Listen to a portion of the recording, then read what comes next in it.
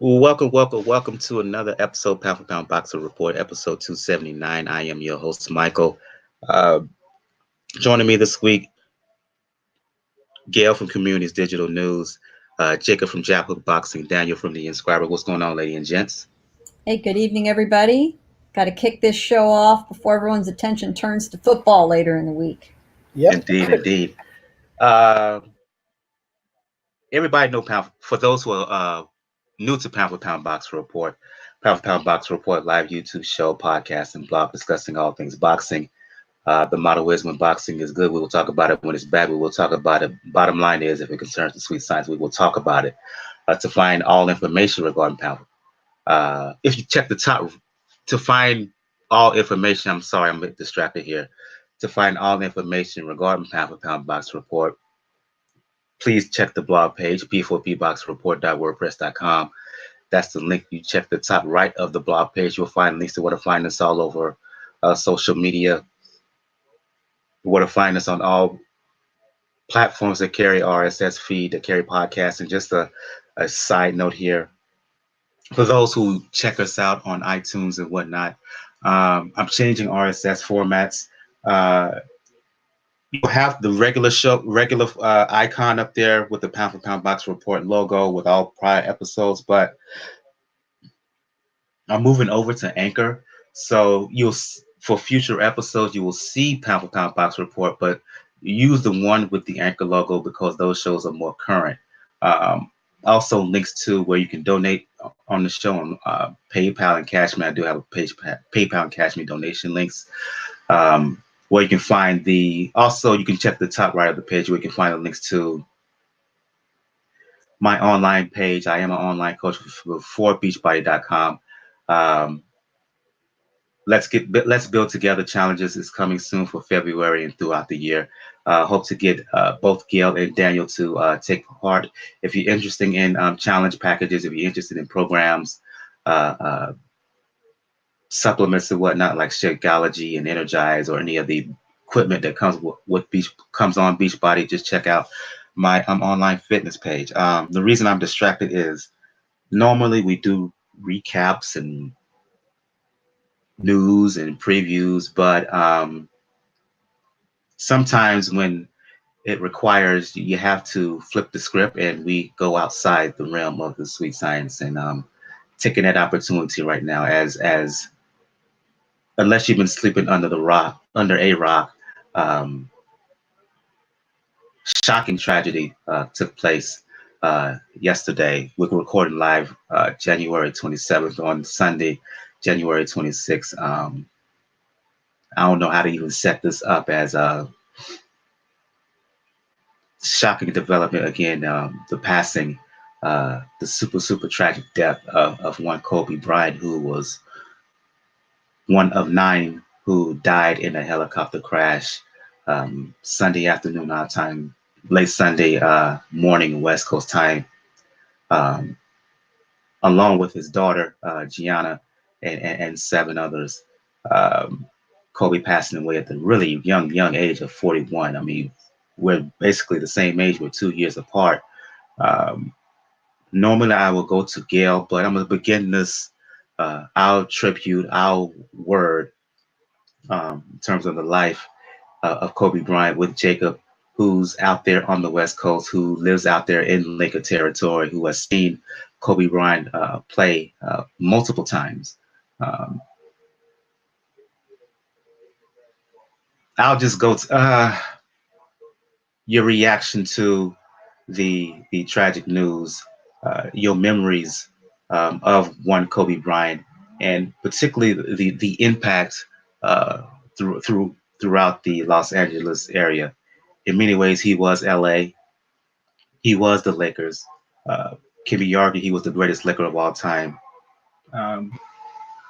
Speak about what Kobe Bryant meant to you, both as a basketball player and also in terms of his endeavors outside the ring, especially once he retired.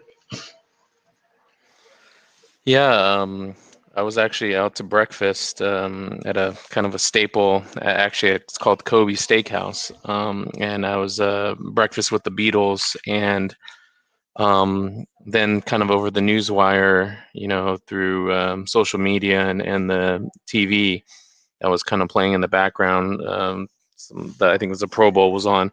The news came on, but I was really shocked because I thought maybe it was like a hoax at first because sometimes on social media, people report people that are dead or they died this way or whatever.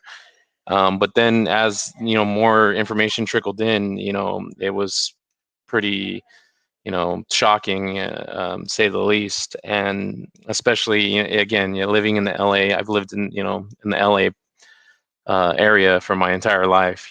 So I mean, I went to games when Magic and and Worthy and those guys were Showtime era. I went to games for Laker games, and I've seen Kobe, I've seen Shaq, I've seen all the iterations of the Lakers pretty much. And my brother was with me and my stepdad, and they're huge Laker fans, and they were just taken aback. And the first reports were that it was him and some other, I think it was four other people that they had said, and they said his wife and his daughters weren't with him. But then as information surfaced, probably like the greater tragedy here is his 13-year-old daughter was in the helicopter with him. And I say greater tragedy because even though Kobe was only 41 or 42, can't remember the exact age, but and that's young. He got to live a pretty extraordinary life. He got to do a lot of things. As Gail, we were talking earlier, he's won an Oscar, he's won championships, back-to-back championships, MVPs. He's done so much.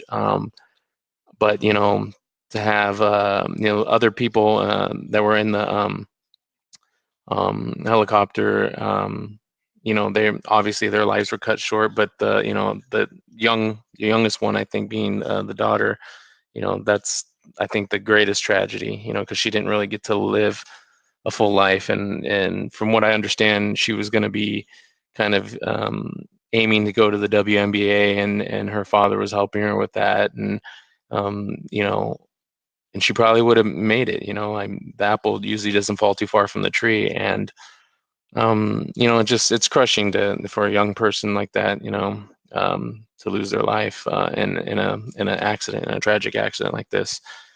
Um, I know today they did at least in the LA area, they did radio silence, I believe, at 12 o'clock. So all the surrounding news stations and radio stations did kind of a moment of silence tribute. I know they're going to do something at the Staples Center. Like you said, he was a very big part of LA. He was different in the sense of Shaquille O'Neal, who was his kind of his partner during those some of those championships. He had come from Orlando, so he wasn't the like Kobe, who basically did his whole career in LA and had that incredible game, his final game, with the 60 points. And a lot of at least my consensus of it is that he could have been better than he was. I thought he was a great player, one of the greatest of all times, but he had a lot of injuries, part way through his career, and I think that kind of slowed him down a lot. And a lot of people go through that and the injuries and stuff, but he could have done so much more. But he does leave a legacy behind. I think he was very involved, with just the community and all. I've never met the guy, but everything I heard, he was just a nice guy and very jovial. And I know him and Shaq had their thing, but they did a good job of burying the hatchet. I believe Kobe went on Shaq's podcast, within the last 4 years or so, and so they kind of kid around about it and whatnot. So yeah, it's I don't think it's hit completely yet. I think once they play there again, and they're obviously going to do some more tributes. But yeah, it's a sad loss, for everybody that was on that helicopter.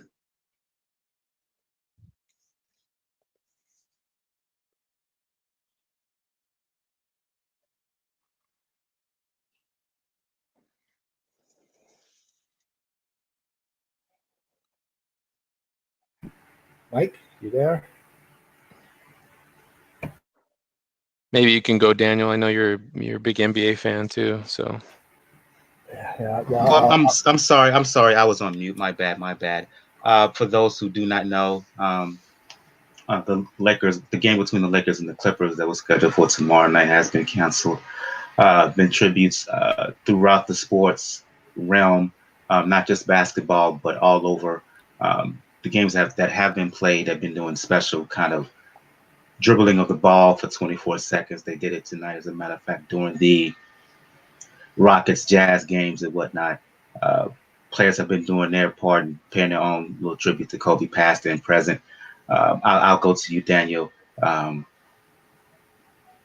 Simply put, your reaction to the tragic death, untimely death of one Kobe Bryant. And before you go on, let me say that it wasn't just Kobe. It wasn't just his daughter Gianna, but there was also 7 others, and I will give a rundown of each of those who lost their lives at the end of our discussion. Ooh, yeah. This one's tough to digest. It's the second great tragedy the NBA has to have dealt with in less than a month. First being David Stern, but the way this one shaped up. At first, yeah, I thought it was just like a hoax. I thought it was just, is he being part of like that Mr. Peanut commercial? The commercial where they apparently killed off the mascot, which, by the way, out of the tragedy, Planters is now canceling the entire Super Bowl ad about this.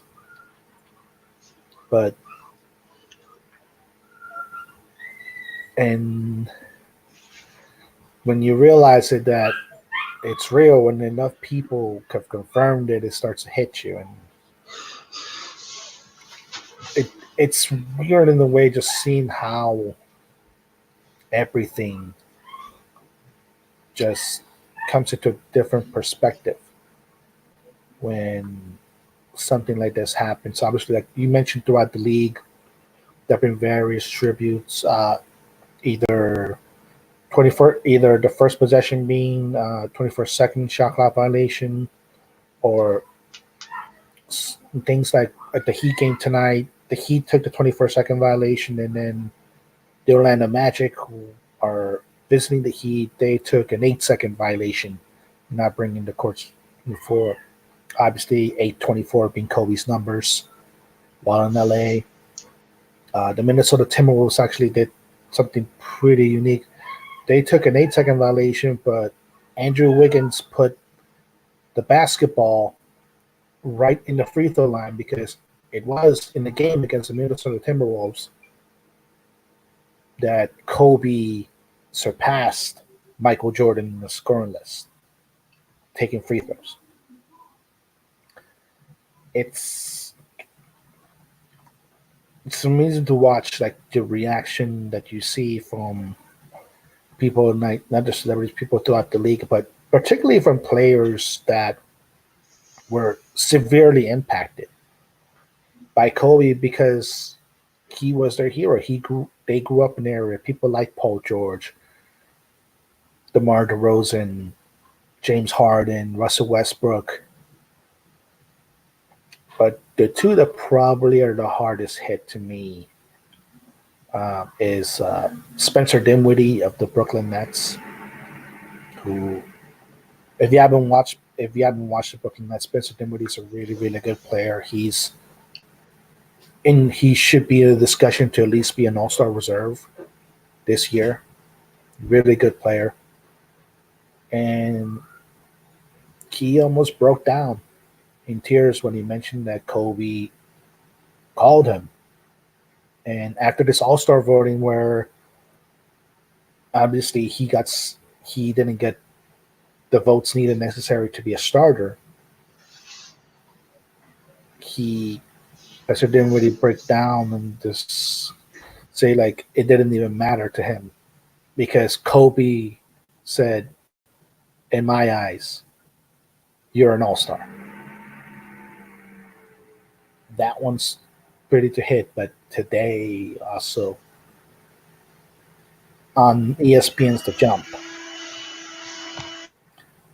just hearing Tracy McGrady, who was pretty much as Kobe's contemporary as far as age goes. Yeah, that was. I don't mean to interrupt you, but that one.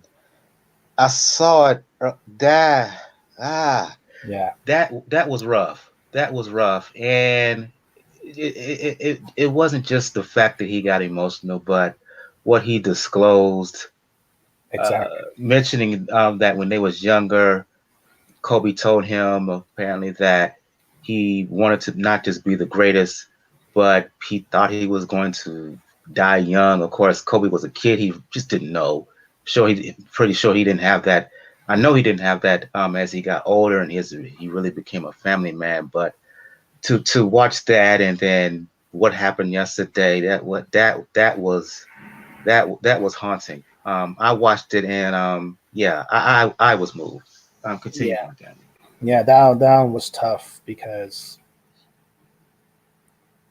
yeah, you even saw Rachel Nichols holding back tears, right, hearing about that, and Rachel Nichols is one of the most stoic reporters that you have. Like, if it's not being stoic, it's her being happy.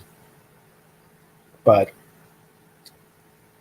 I'm not surprised by that comment, honestly, because if you're in that age, if you're like in the outer spectrum of being a millennial, being Gen X,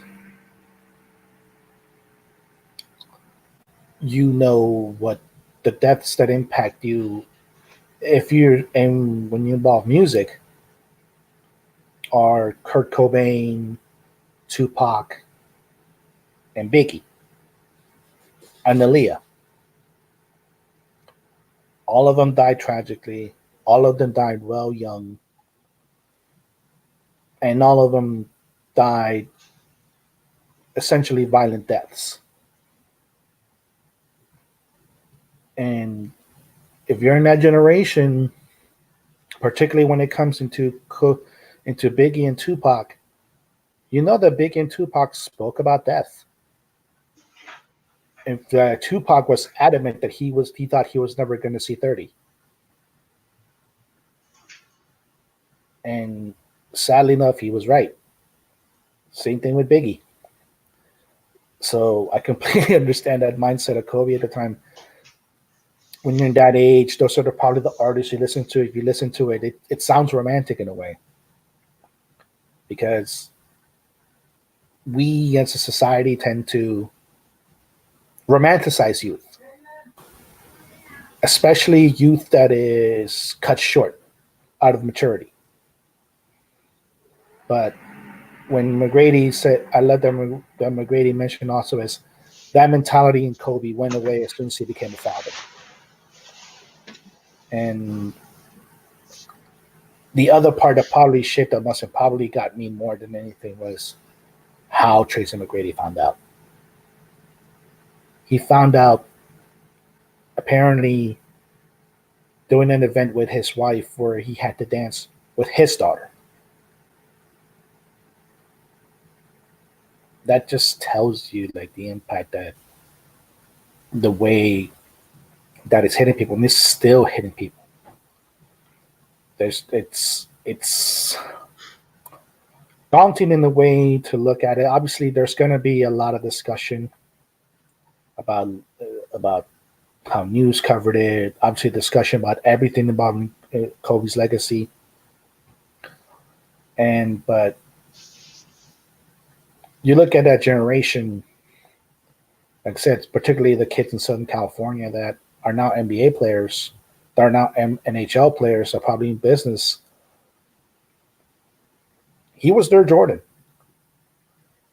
He was their greatest, much like you're probably going to see kids 10, 15 years from now that are probably coming out of the Midwest. LeBron is their Jordan. Or they'll say LeBron is their Kobe. It's just sad. And like you mentioned before, just I want to acknowledge the other 7 people that also lost their lives in this. Baseball coach in college, his wife, daughter, another parent and coach, and obviously the pilot. Um, it's tough to take. It really is. Um, I'll go to you, Gil. While you was not much of an NBA fan, admittedly, you do have some comments regarding Kobe in terms of his philanthropic work, um, the things that he did outside the court. Excuse me. Outside the ring. Yeah, you guys have the athletic achievements handled, and certainly representing what I would think of as the mainstream general fan.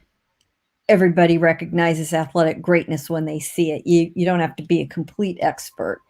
But what was so admirable about Kobe in life after basketball is that he was not going to be one of these guys to just make the rounds of old timers games and Hall of Fame and hang around in the industry. I mean, certainly would be involved, but he had a lot of life and a lot of achievements that he was looking forward to in the next phase of his career. And it was extraordinary to me to see that he was 41.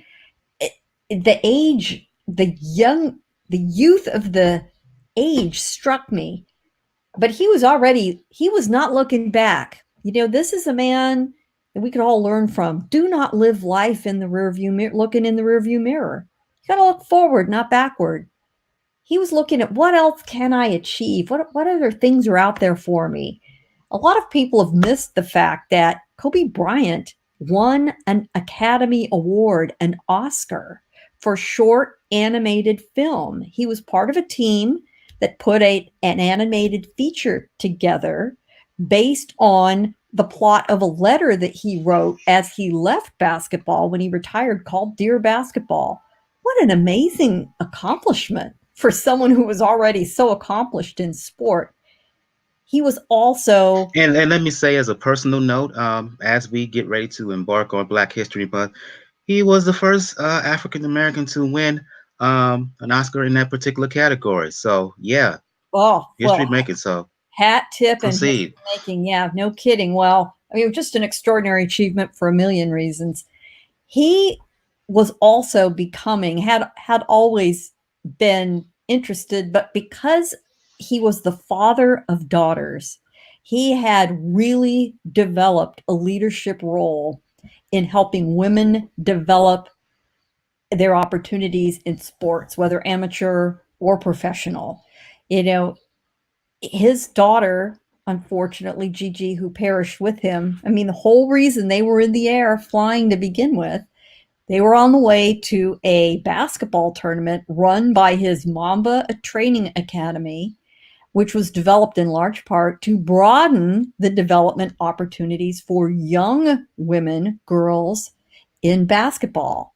He's always been outspoken about the talent in the WNBA. He is the kind of champion of sports for all, beyond barriers, that ends up changing things for a lot of people to the positive. So, speaking strictly on those off the court aspects of who he was, the world has lost a champion in more than just his accomplishments on the court. I saw a story in about a helicopter crash in Calabasas, and I was thinking to myself, I hope there's no tragedies and no loss of life. And then this was around maybe 2 o'clock or so, my time, East Coast time, and then around 2:45, 3 p.m. Yesterday afternoon, I got an alert from one of the fellows over at Three Kings Boxing in the private chat room that we have. Just popped up, Kobe's dead. What? He's like, yeah, Kobe's dead. Something popped up. I saw something. Kobe's dead, and I looked on and I couldn't see anything. I saw a bunch of stuff on Twitter, and you know how Twitter can be not exactly accurate. And then I saw something TMZ posted, and I was like, oh dear. As much as I don't like them, they tend to be more right and wrong, particularly in that part of the country. And then it's like shock and awe. It's still hard to digest that Kobe is not here, particularly when you find out that his daughter was on the plane with him, on a helicopter with him, excuse me. And one of the funny stories is that in the aftermath of all of this is a clip from Kobe appearing on Jimmy Kimmel, in which Kobe was relaying how some friends of his was mentioning how he and his wife Vanessa, y'all need to have a son. Y'all need to have a son to carry on your legacy. And his daughter was with him, and she kind of chimed in like, oh, wait a minute, hold up. I'm the one who's going to carry his legacy. And she was en route to that, highly playing basketball, very good at it. And that kind of makes it, while that story is funny, it makes this even more gut-wrenching. As a player, I will argue he's the best player that we've seen, best NBA player we've seen since Prime Jordan. Sorry, LeBron fans. Ruthless, vicious on the court. He gave no damns. He was trying to cut your heart out and eat it instead of letting it pound on the floor. He eat it in your face and then glare at you. There was not one thing he could not do.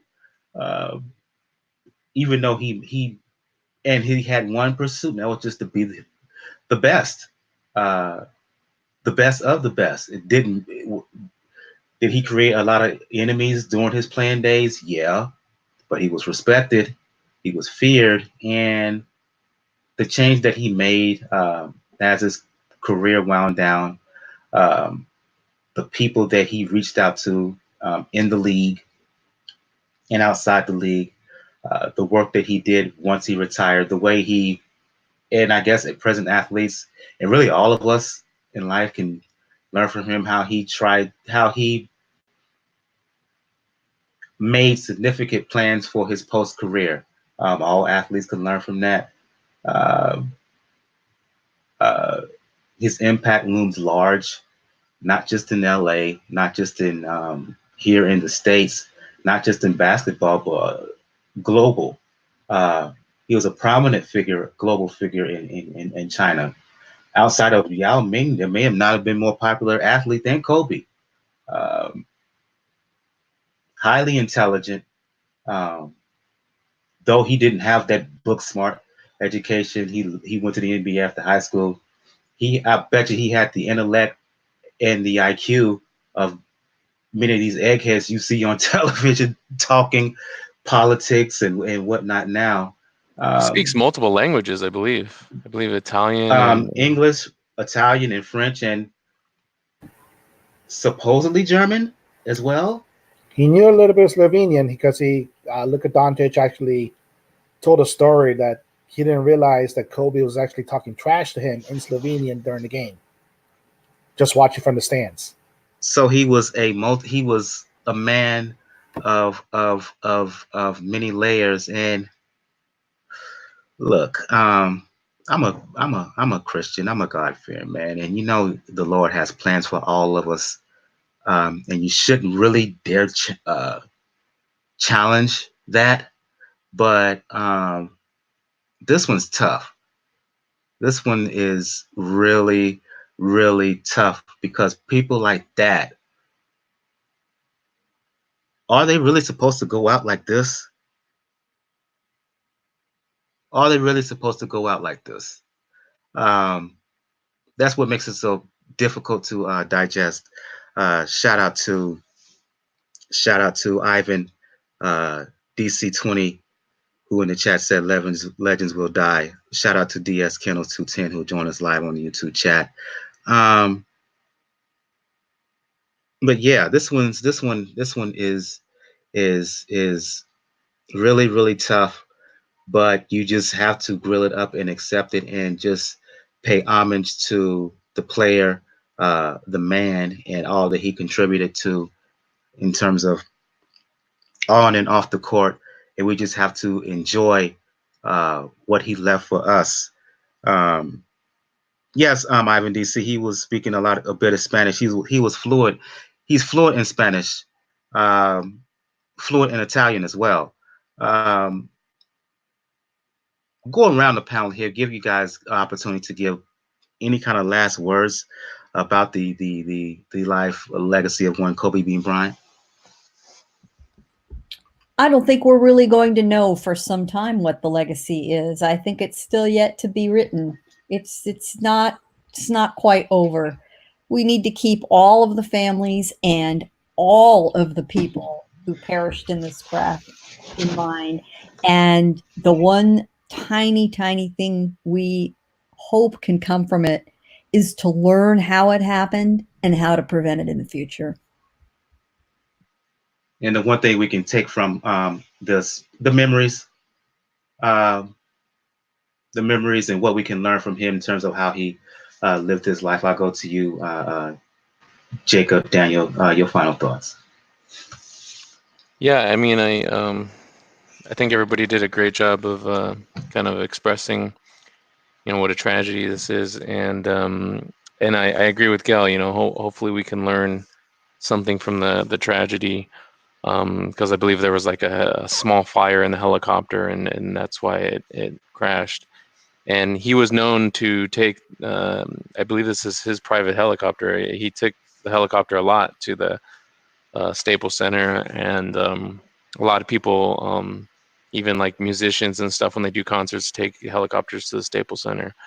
I guess the one thing to kind of leave off here, as tragic as it is about the daughter and the other people, I'm at least glad that Gigi being so close to her father, that even though she died, that she at least was with her father. And I'm sure it must have been frightening and scary, but she had her dad with her. So I think if there's any positive to take from this, it's that she wasn't alone.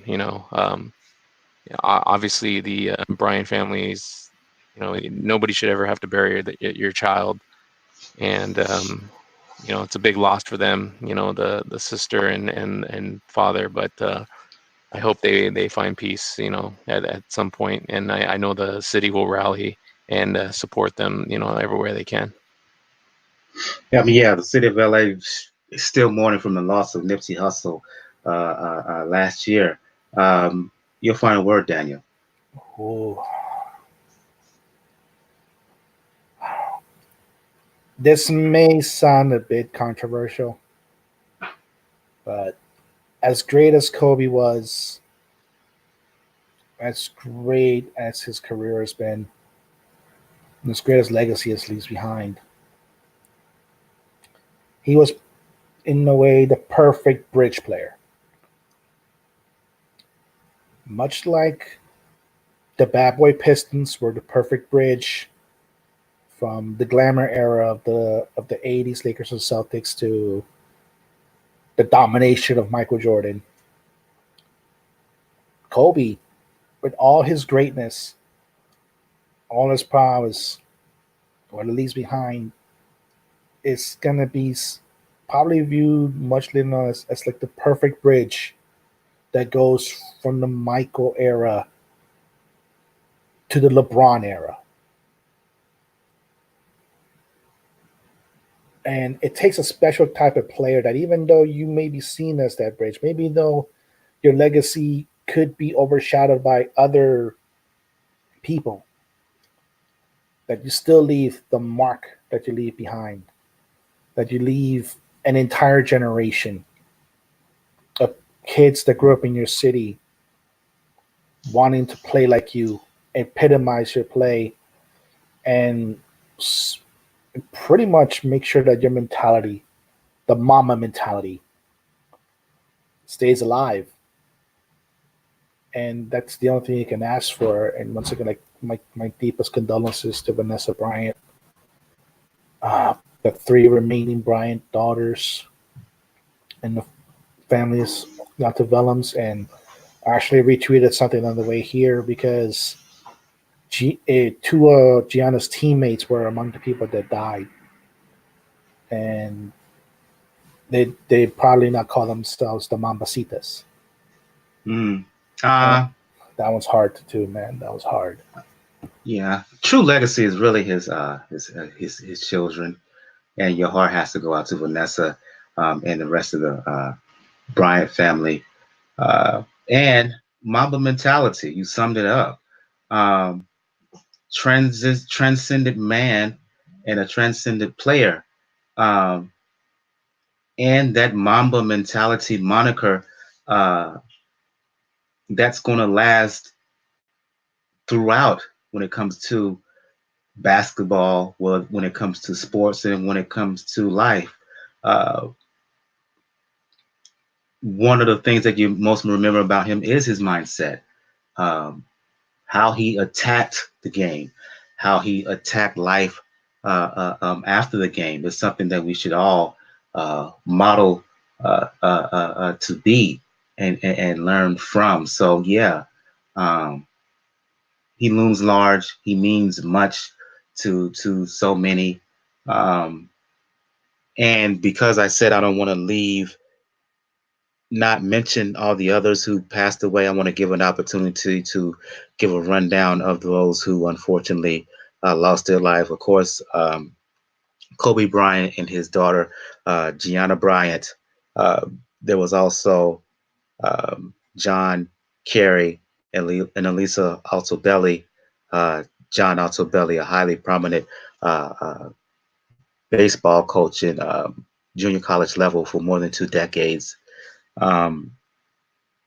Christina Mauser, who was a girls basketball coach, also one of the victims of that plane crash. She had served as a assistant basketball coach at Harbor Day School and as assistant at Bryant's Mamba Academy. Ara Zabayan, the pilot on that helicopter, who had been a licensed commercial pilot for more than a decade. Sarah and Peyton Chester. Sarah and her daughter Peyton were on board of the helicopter crash as well. And I think those are all the names. So again, our heartfelt condolences to all who lost lives. And we just wanted to give that opportunity here. I think it would have been irresponsible of us to not at least give devote some time to what happened yesterday as we grieve along with everybody else in terms of the tragic death of Kobe Bryant, tragic death of his daughter, and everybody involved in that horrific helicopter crash yesterday afternoon. Hard transition, but let's move on to talk some boxing. Let's recap some boxing. Talk about a couple of fights that took place last week in Barclays. Going back to our regular format, and because we're going back to our regular format, we're going ladies first, Gail. The headline of this card was Danny Garcia returning to the ring after, I want to say, 8-9 month layoff against Redkach, Ivan Redkach. Garcia won, Gail, but in my opinion, the performance itself was a bit meh. After the fight, Garcia disclosed that he had to lose a lot of weight and he had issues with his foot. Can you discern anything from this, or this is just one of those fights where you look okay now in order to look better the next time you see him in the ring? Well, first of all, can we all agree that 3 hours was 3 hours of our lives we're never going to get back? I mean, I Was do it the most exciting fighting in the world? God, every single fight was a grinded out affair. And hey, I started watching that stuff at 4 p.m. on the West Coast. Luckily, I was busying myself, but for me, it was 6 hours worth. And ladies and gentlemen, the undercard wasn't a whole lot different. So it was a long ass Saturday. Now, for some of those undercard guys, Lorenzo Truck Simpson, for example, this is a good opportunity to get work in. Danny Garcia, really? Shouldn't you be beyond that at this point? Damn. He did have some ring rust to knock off. I get that. It was a, fairly badly undiscussed issue that he was fighting a southpaw because his next two opponents are likely to be southpaws and he needs to practice. He's not had a lot of experience with southpaws. And should he ever fight Terrence Crawford, well, heck, he's just about a southpaw most of the time, too. So I do understand that point. But, Danny, can you not afford a pair of custom boxing shoes at this stage of your life? His complaint was, and this is true, that one of his shoes is always ill-fitting because the man has 6 toes on one foot. I don't remember which one. That is absolutely true. He has got an extra toe. So his feet are a different size. Well, a lot of people have a foot that's just enough of a different size that, you got to buy one shoe to fit where it's got to, and the other one has to get along to go along. But you would think as long as he's been fighting, they would have made not adjustment. They would have solved those issues by now. Customize your shoes, buddy. Yeah. You've got enough money to go out and have somebody custom make you some shoes, for Pete's sake. Or take a pair you already like. I don't know if he's got sponsors or what his story is, but, let's say he's being sponsored by Nike or Adidas or Under Armour or Everlast or whoever the hell makes his shoes. Go find a decent cobbler and have him adjust the shoe that needs a little extra help. For Pete's sake, that really bugged the heck out of me. Admit that you're rusty. Admit that you were there to put the work in, and let's all move on. But for him to bitch that, I didn't perform well because my foot was all raggedy, roughed up, because my shoes don't fit. That's just nonsense. My God, that was ridiculous. It doesn't make me all that enthusiastic to watch him again. And that is the big problem. It wasn't that he was in danger of losing this fight for, half a second. But, am I really hot to see him face some of those bigger names? Only to see him get beaten, have his dad shut up for once. That's about it. I'll go to you, Daniel. When the most exciting part of a fight is a biting incident, that should tell you something right there.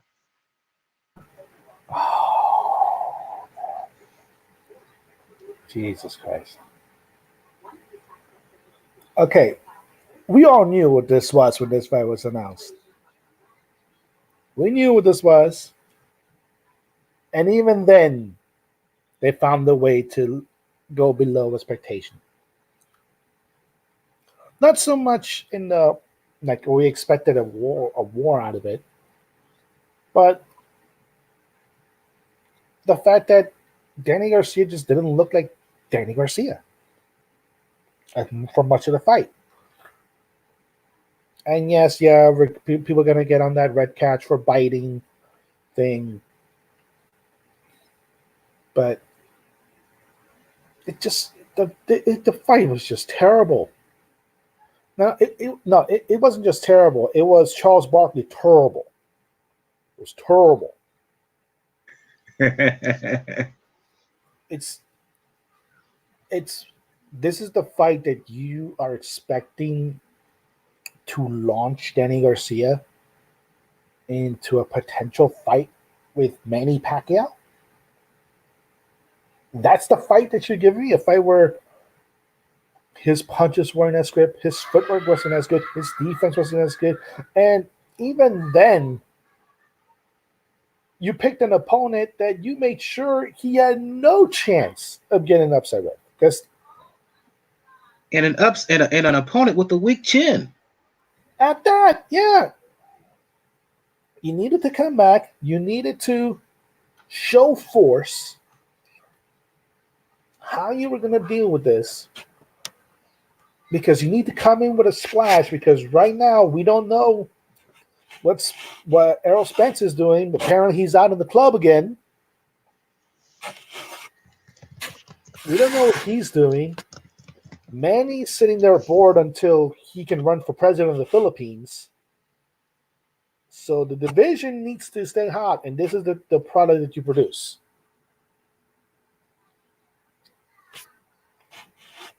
I don't know if it's a situation where maybe they kind of slacked off a little bit, because Angel's probably like, you don't need to worry about this Ivan Redkach, but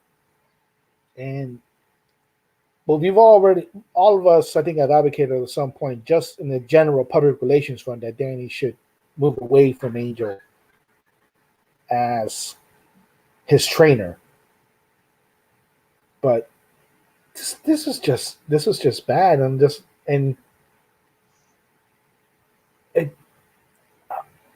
I don't know what else to say. Like it's just terrible.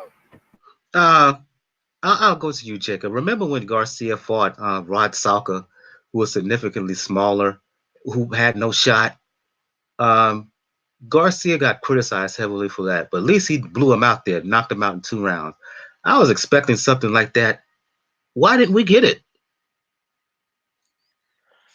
I'm not the biggest Garcia fan. I've always said that he's not. I don't think he's that great of a fighter, but he tends to get the judges' decisions. When it's close.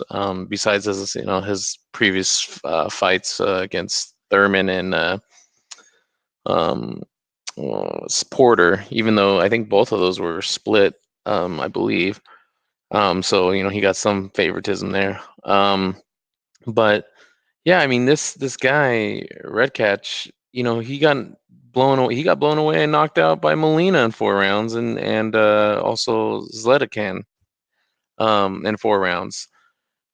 And I saw pockets in the fight early on where he was countering him, and you could tell that if he put a little bit more gas into it, he can have this guy out of there. This guy, Ivan didn't have anything for him. There was no threat. So I don't know why your game plan is to coast. I don't think that does anything for your legacy. I don't think it does anything for your career.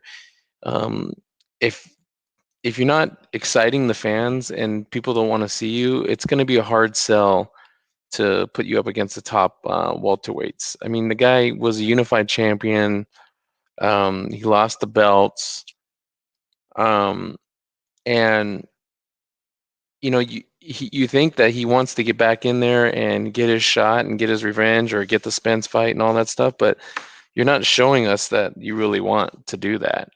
And as much as I hate Angel Garcia and I don't think he should be involved in the sport, when he would go back to his corner, he was telling him, like, put this guy away, like, put him out, especially after the bite thing too, which was, reminiscent of Mike Tyson days. But yeah, it was very uninspired performance. I thought he looked good in pockets, but one of the things I can't stand is when a fighter knows that he has the ability to to get the guy out of there, and he doesn't, and he just coasts and just carries the guy, for the whole fight. To me, that's just you're asking for something to happen, like for the other guy to land a punch and change the fight and knock you out or whatever. Like, the name of the game is, if you can finish the fight. I know you want to get rounds in and whatnot, but finish the fight as soon as you can. Stay impressive, and then that way people want to see you. But coasting is I don't know, ill-advised in my opinion. Did he look good to earn an opportunity to fight a Pacquiao or whatnot? Nah. But here's the thing: he's probably going to get that fight anyway. What did he do to? He was originally scheduled to fight Errol Spence before Spence had his accident. Here's my question: what did he do to earn a shot against Errol Spence? Nothing. So we could complain and whatnot, justifiably so, but given the dynamic that is PBC via the welterweight division,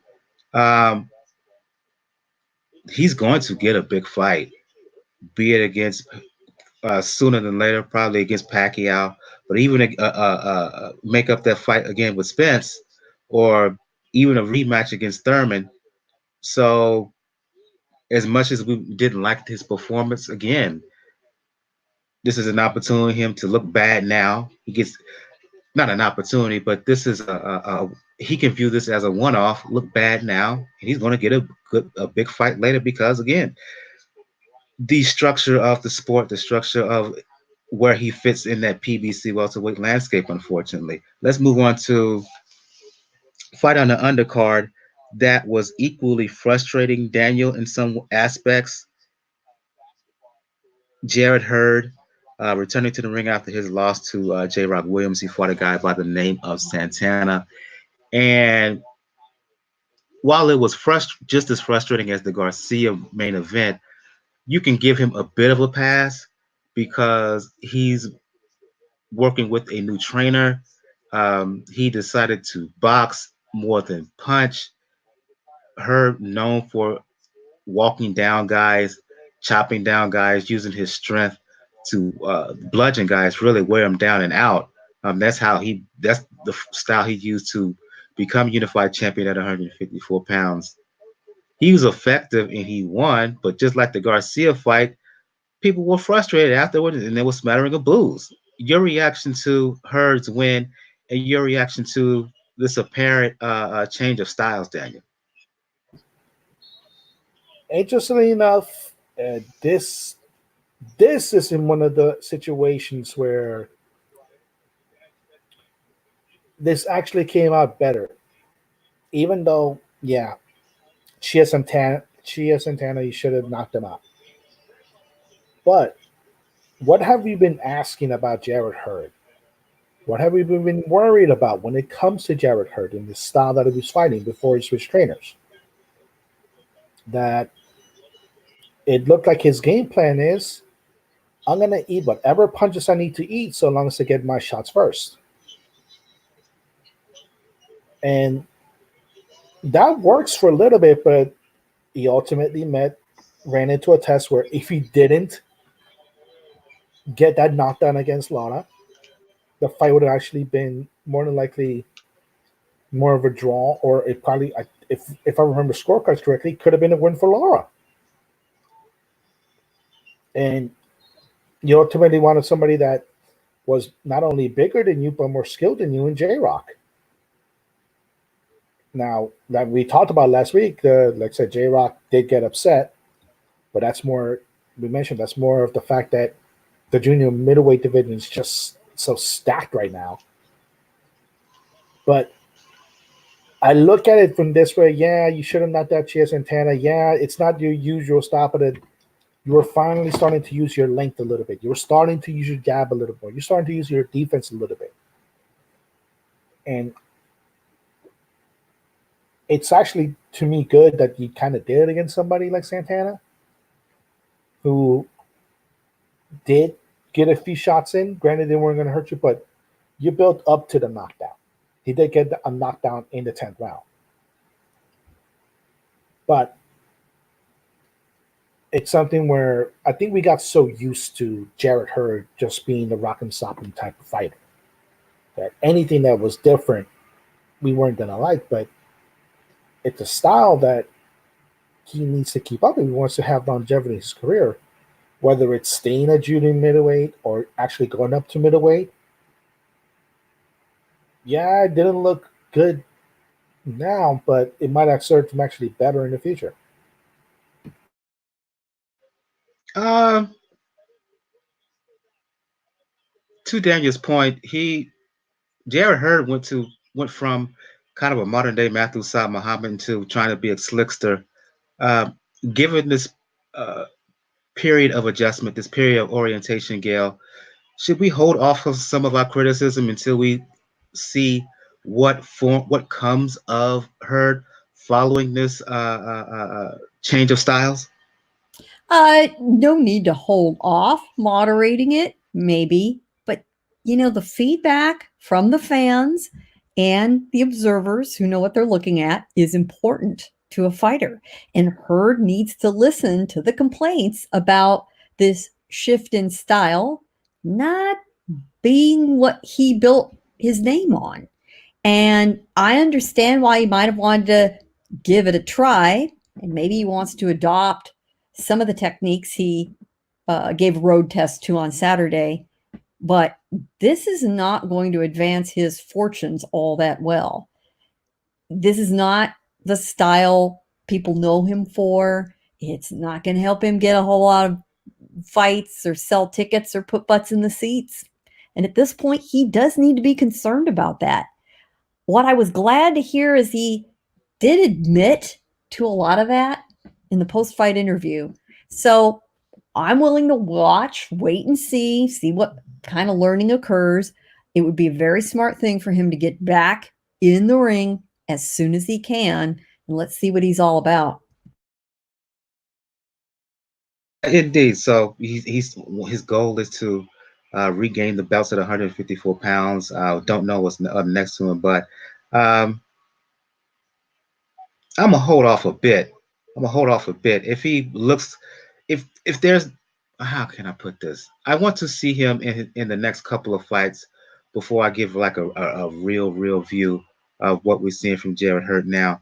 I want to move on to some news here. I'm going back to you, Gail. Last week we talked about, I believe it was the last episode, we talked about Franchon Cruz losing her super middleweight belt to Alejandro Jimenez, and all the discussion after the fight, some of controversial comments regarding Alejandro Jimenez after the fight. Well, news broke that Jimenez has failed a PED test. Now, in her defense, I believe she posted something on Twitter, which she says it clears her name. But following that win, following some of the comments after her win against Franchon Cruz, this is not a good thing for Jimenez. Your reaction to the positive test, and have you heard any updates regarding that? I have not received any recent updates other than the announcement and the follow-up statement issued on behalf of Oscar De La Hoya and Golden Boy, who are Franchon's promoters, wanting to seek some justice for her. And all I could think was, thank goodness Franchon is not out there in the wilderness by herself like she used to be. She used to have to act as her own promoter. She had no promoter until Golden Boy signed her. So thank goodness for her. She does have their weight behind her to get this all straightened out.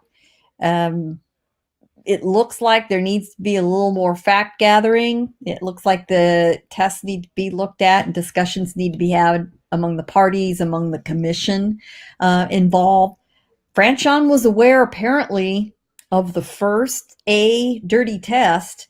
The second one came back clean, but then another test was a problem. It sounds like just a real hot mess. I will say this. looks like some of the ladies in the professional women's fight game are equal opportunity abusers along with some of the men. So I don't know what kind of equality that is, but it just seemed extremely strange to watch that fight. And yes, I understand that Jimenez had come down in weight from being a heavyweight. So she was the naturally far bigger, stronger woman in the ring. But Franchon is not exactly a delicate flower, ladies and gentlemen. And that girl knows how to play dirty. She has watched a lot of Bernard Hopkins fights, I'm just saying. And now she's working with Bernard. So, as under her promoter. Franchon is not somebody who lets anyone, even someone big, push her around the ring. And her opponent walked through the kind of shots that she's just taken out a lot of girls with. It was something that you couldn't put your finger on it. Something didn't look quite right. One other note to Franchon's credit, she's now hashtagging a lot of her social media posts as the wig. So, you know what? Give that woman all the credit in the world for a wicked good sense of humor and humbleness about herself. But if there's anything fishy about this, it either needs to be rolled back or those belts need to be rolled back. That whatever is wrong needs to be set right. And this seems far from over. Yeah, for those who are uninformed, the reason for that hashtag is when these two ladies fought late in that fight. Franchon Cruz had a hair / wig malfunction in which before the last round, her trainer Barry Hunter basically said, "Take the damn wig off," and she fought the final round with the hairpiece off. So Hunter said to Franchon, it had slipped, and there are very, very strict rules about women and how their hair has to be secured in the ring. And a lot of girls use a weave or a wig or something to help keep their hair tied down. And when it started coming loose, they were trying to readjust it, and it wasn't going to happen. I mean, it was a goner. Hunter finally said to her, "Do you want the belts or your weave?" And he yanked it off her head. That's not a real fun thing to do. I mean, I've never had that happen to me, but that looked painful. I'm just saying. But you know what? You do what you got to do. And hey, she did what she had to do. She let him tear it off her head, and there we were. But beyond the laugh now after the fact, we just can't put up with people testing dirty. They did get tested by VADA. That's why those tests are there. Something weird's going on, and it needs to be straightened out. Indeed. Jacob, Daniel, any quick word on this on the story regarding Jimenez and issues with a positive test? I mean, just disappointed that these things keep on coming up, especially in the era that we're in, and so many people have been caught in many sports. It just seems like, you think people would be smarter about if they are going to cheat. I don't want them to cheat, but if they are, they'd be smarter about it. I don't know. They just need to be, if they didn't cheat or they didn't mean to cheat, and it's, some kind of innocent accident, I think they just need to be more involved in what kind of supplements they're taking, what kind of things they're doing, and take more accountability for their body. I know some of the fighters that become, bigger in the sport, they have a lot of people doing a lot of things for them, but I think that can, if you kind of if you're disconnected from that, I think that can run the risk of you eventually having an issue. But I think they were thinking that if they had this testing, that the numbers would go down, but it seems like they're increasing, if anything. I'm gonna hold off on. I'm gonna hold off on you giving comments about that story, Daniel, to move to the next topic here. Jose Ramirez, who has the WBC and BO belts at 140 pounds, he was set to fight in China against number one contender Victor Victor Postal, the fight got called off due to kind of an emergent situation in terms of sickness happening in China that's reverberating all around, including here in the U.S. Give some backstory here and some insight in terms of why that fight is being called off. Uh, from what I understand, I think this fight was supposed to be held in Wuhan, China, but obviously that city has now been put under quarantine because I cannot pronounce all of it. I think I don't know, it's the coronavirus. That's the title with Corona. Coronavirus, yes. Mm-hmm. And it's pretty infected. There's at least, I think, from what I know, at least 5 confirmed cases in the U.S.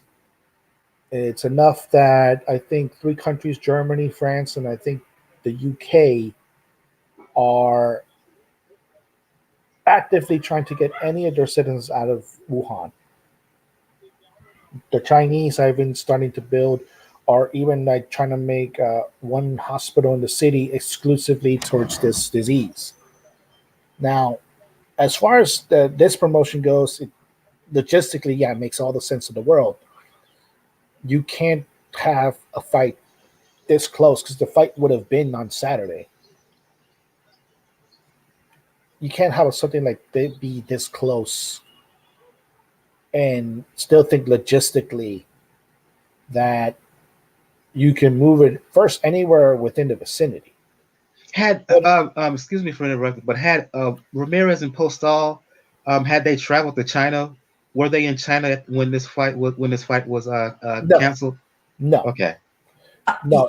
I am going to correct that. Ramirez and his team were not. Postal and Freddie Roach were in China at the time that Bob Arum decided he needed to investigate canceling this fight. He called the venue. He discussed it with the officials there. And it was really precipitated because ESPN had to know one way or the other whether or not to pull the trigger on sending their crews there. And they were having some issues about sending all their personnel over there.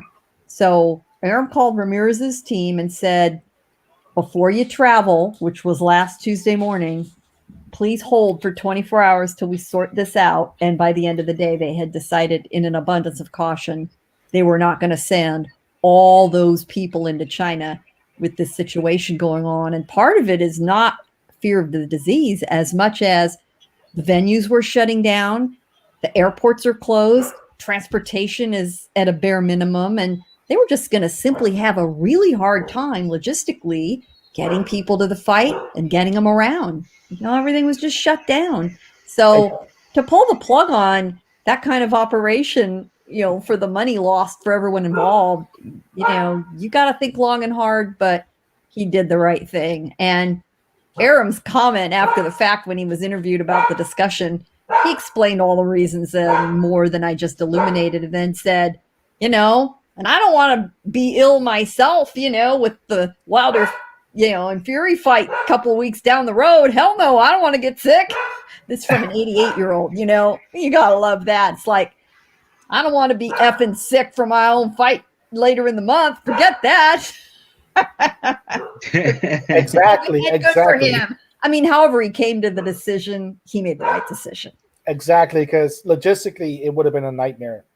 Just first of all, trying to find anywhere within, if you're not going to have it in China, anywhere around China at the moment, because this is a regional event that's going to happen where things are being shut down logistically, and try to move things in the U.S.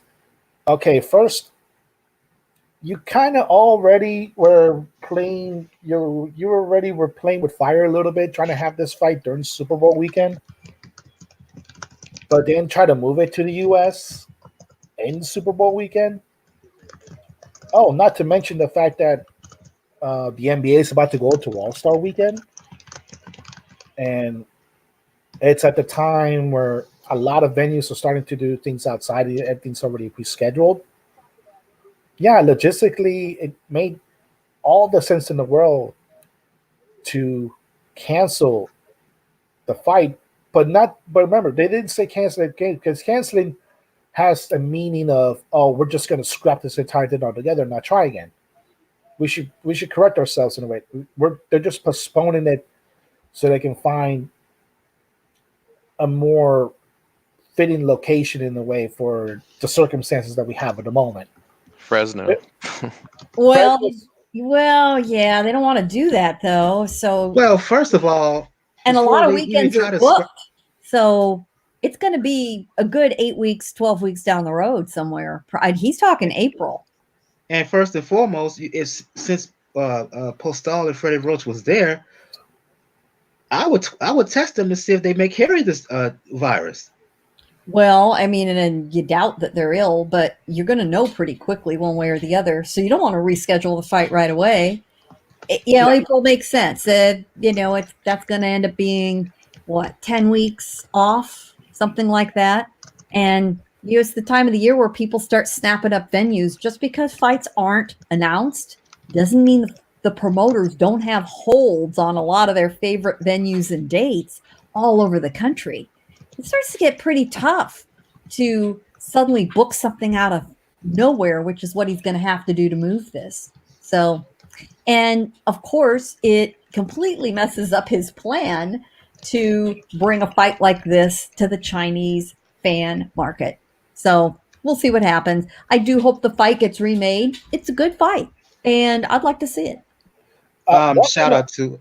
Go ahead, Daniel. I wanted to add something more to the logistical aspect to it, which how soon this has to be. It's not just simply okay, you got to put holds on fights. You got to think about it, like whatever state, let's say if you would have moved the fight to yes, you try to move it soon, you would have had to schedule meetings with the athletic commission. That athletic commission would have to suddenly then schedule to have referees at the ready, have judges at the ready, medical staff at the ready. It's not something that you can just easily piece together, that you can do it overnight, because at the end of the day, it ultimately has to be done right. You can't just have something completely be moved one way or the other, even as close as you were when you were literally 2 fight week. I want to give a shout out to EJ Boxing Live, who's listening to us now. I want to say publicly here, I mentioned it in the chat, live YouTube chat. I want to thank you for that discussion that you had on regarding the passing of Kobe yesterday. I was able to listen to a good portion of it. You and Nauta from Nauta TV and others. Thank you for that. Before we move on, I'm gonna give another DS Kennels 210. He asked a question in the chat, and this goes back to our discussion about Alejandro Jimenez. The question is, do y'all, and I'm gonna pose it to everybody here, do y'all think there's a direct connection with all these upsets we've been seeing and they step up in drug testing? Your response to his question. I'm not ready to connect those sort of dots. We're not seeing a lot of bad drug tests turn up in a wholesale way in these upsets, unless you're arguing the flip side of the coin, which is that these are guys that are now being forced to fight clean because of drug testing and losing fights. Now that is a more interesting question. And if DS Kennels 210, if that's what you're implying, I need to see more proof before I did a big connect the dots, but that is a worthy question. That's worth looking at, and in particular the players involved. Thank you. And according to the chat, that is what he meant, is guys are now starting to be forced to fight clean. Some of the bigger upsets, though, those aren't guys sort of known or rumored to be dirty in the first place. So, perhaps what it is there are some instances of it, but that, it's not a wholesale trend. Yeah, your response, Jacob. Yeah, for me, if drug testing was across the board mandatory, then I would say that we can maybe make some connections. But because there's so many questions around not just the type of drug testing, because it's not unified. It's, sometimes they use VADA, sometimes they use this or that, and there's different rules in different countries and on the different things. So there's a lot of inconsistencies there. So I'm like Gail said, I'm not, I can't really make that connection yet. Your thoughts, Daniel? Yeah, I have to echo Jacob's sentiment. There's too many variables. There's too many unknown factors that you can go into, whether, like I said, whether it's location, whether it's the rules, whether it's timing, as to whether or not you can draw a correlation between upsets and then you're saying that the champions are not being forced to fight clean. Because then you have to look at some of the other fights that they were doing. Is there any correlation between them? Is there a jump in performance from the time those guys were champions, contenders to champions? So there's too many variables there to draw a line. Now, if there was like a more uniform drug testing policy throughout the sport, then yeah, you can make that. Like I said, you can make that argument. But right now, there's too many. There's too many unknown factors there to draw a clear line at the moment. Move on to one final story here, and I'll bring it back to you, Daniel, to talk about. I wrote about this for Three Kings, actually. Been a lot of discussion about one Canelo Alvarez, what he's going to do now that he's officially vacated the WBO light heavyweight title. There had been some early talk of him possibly fighting Billy Joe Saunders, but last week, in between our show last week and to this evening, there have been reports popping up of Canelo traveling to Japan for his next fight to fight Rory Murata. Murata is the regular WBA middleweight champion. Um, the roots of this come from Murata's win over Stephen Butler to close out the year in Japan. Uh, Aram said he wants Murata in a big fight against Canelo or Triple G. Couple of weeks ago, earlier this month, Aram again in China doing some negotiating, said that his main goal is to try to make a fight between Murata and Canelo for the first weekend of May, Cinco de Mayo time here in the U.S. Canelo has said he would be interested in fighting in Japan. What do you think of all this, Daniel? The possibility of it happening. There are some issues in terms of finding a venue because baseball and concerts and a lot of the major indoor arenas in Japan. Your thoughts on about this? Do you think this is? Do you think the rumors of this are serious enough that we may actually see Canelo fight in the Orient Cinco de Mayo weekend? There's enough chatter that it makes me believe that this could happen. And the main difference to me between this and the whole Kovalev situation is that Murata at least has some claim to say, like, I should challenge for the middleweight title, a title that Canelo does have. He is the WBA champion. So there's obviously a claim that Murata can make for it. Now, as far as fighting in Japan, obviously business-wise is a great move. Expand yourself in a market that you have not touched, and in a market that you could probably be very, very well received as a gaijin. Like gaijin, I think it's the way they would say foreigners in Japan. If I'm wrong, please correct me. But it could be very well done, and I'm willing to say this when it comes into it. It'll show at least a little bit of the how pretty much hollow a lot of the arguments that people have, even though some are justified when it comes to Canelo and his choice of opponents going into it, or in the venues of it is. And I heard plenty of this one when the rumor came out. Oh, Murata in Japan. What does Murata have to do? With the same people, not everybody. Like some people have been very consistent in their criticism of Canelo. Like our good friend Jacob, like he's been very consistent, and you got to respect that somebody has been very consistent in their criticism. But would a lot of the other people be just as critical if it was Golovkin? Who, remember, that was the rumor before. If it was Golovkin being very close to making the deal with Murata and Golovkin going to Japan. But at least Murata has a claim to this, and it's a very, very wise move to get Canelo into it, because you already know he's the biggest draw in North America. But we don't know if that's the same in Europe. Where, to me, in Europe, I think that throne belongs to Anthony Joshua. And in Asia, that's pretty difficult, because outside of Manny, who's next in line that is a serious, serious draw in that country? Murata.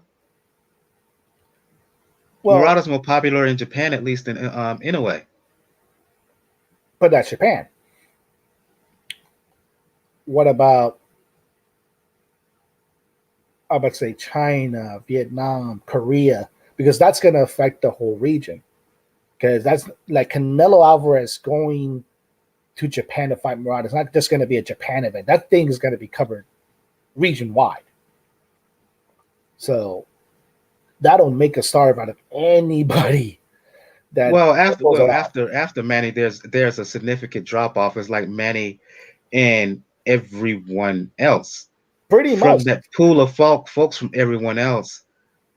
People would think in a way, but no. Murata is the most popular fighter. He draws 15 million at least viewers in Japan alone. You add in the fact that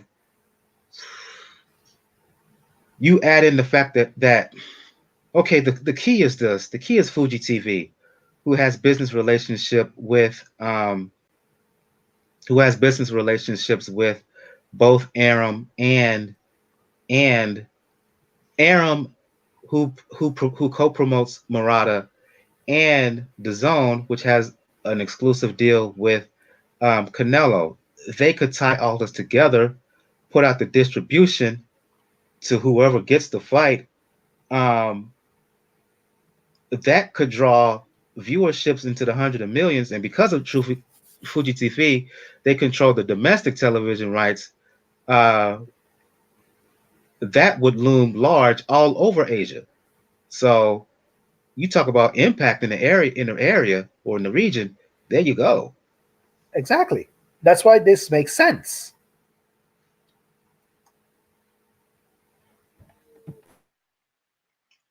Your reaction. I'll go to you, Jacob. I know you've been critical of Canelo in the past. Your reaction to this swirling rumor, and then you can finish this discussion off, Gail. I mean, is it just about the fact that money talks, and that's why this bout is being talked about? I think what I've gotten from Canelo is that he's at the stage of his career where he's looking for accomplishments, not so much and accomplishments and legacy, not so much I guess dominating a division. I mean, it's pretty obvious that, as I said in my piece, the Kovalev fight, he pounced when he needed to on a big name, on a weakened opponent, and to get a belt, but he had no plans of campaigning at light heavyweight, because otherwise, he wouldn't drop the belt. You know, and the fact that they're talking about this fight, it's I think it's another, they're gonna play it like another challenge. So, you know, like what Anthony Joshua tried to do when, you know, or like many fighters from the Europe try to do when they, you know, they come to the US market, you know, try to see if they can, you know, make an impact in the US market. So Canelo being a Mexican, he's obviously super popular in Mexico. He's super popular in the US. I think he would draw well in Europe because European fans are well versed in the sweet science. I think they are some of the better fans, you know, around, and you know they love their boxing, so you know they know who he is. Japan is very versed in combat sports, whether it's mixed martial arts or boxing. You know, they draw a good crowd. So if he can go to another country like that and do a good, put on a good fight and have a good draw, as far as numbers are concerned, you know, it checks two boxes. One, it checks, you know, hey, I potentially have conquered another country. You know, I'm popular in another country and I fought in another country, besides the U.S. and Mexico. And then two, his massive contract, another name gets, you know, another number gets dropped off that, you know. So, you know, I think he's looking towards the day of eventually maybe parting ways with Golden Boy, with all his Oscar, you know, scuffle, whatever. But you know, he has Scuffle, let's just put it out there. He's not necessarily a fan of Oscar. We know he said he doesn't trust him. yeah. I mean, he's not a fan, and you know, there's a lot of people that are not a fan of Oscar. But you know, he's just dealing with them before this contract that got signed, and he's gonna, you know, I think he's gonna see out the contract, and he's gonna do everything in his power. But if you can kind of bob and weave and not have to, you know, really be held to fighting who they want you to fight, but you know, what I think he's always, his intention was, I'm going to fight who I want to fight and when I want to fight them and where I'm going to fight them. So again, I think it's just another kind of notch on his belt as far as a career. And then, you know, the only thing that kind of leaves me a pause is that I didn't really think that I would see Canelo back at middleweight. I think he's outgrown that division, and the fact that I could see a scenario where he would, you know, he would fight a Murata, but maybe have him at either a Canelo weight, like a catch weight, or you know, do it at super middleweight. But I just don't really see him going back down to middleweight. But I mean, I could be wrong. But if that's what this fight is being talked about is at middleweight, I have my doubts about that. Your thoughts on all of the skill? Why are we surprised by this? Why are we surprised? These guys have a short shelf life. It can be even shorter if you're injured. And their objective, once they get to this level, is to start collecting the paychecks as big as they can get in the time they've got. This is also perhaps intriguing for Canelo. You know, he is to the point where he's having to look for more challenges to keep himself excited, interested, motivated. You know, the experience for, still a fairly young man fighting in Asia, I think might be very appealing to him.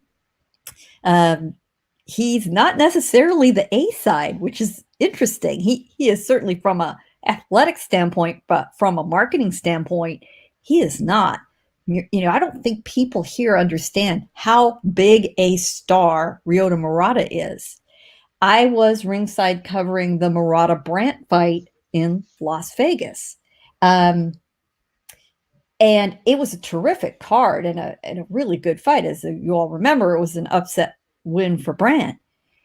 But I have never, in all the time I've covered a fight, sat in a press section at a fight where all the press materials were in Japanese. All of them, because there were maybe 3 of us, American, English-speaking, native English speakers writing in English, covering that fight. It was a avalanche of Japanese media. It was just fascinating. They all traveled to Vegas. This was just a little bit before Christmas 2 years ago. And they were there in force. He is a big deal. He's an Olympic gold medalist. He's a big hero, and there are not a lot of guys in the bigger weight divisions in a boxing crazy country. So he stands out even more. This would be a big deal. It's another market. Aram is really, really interested in some of these things. And,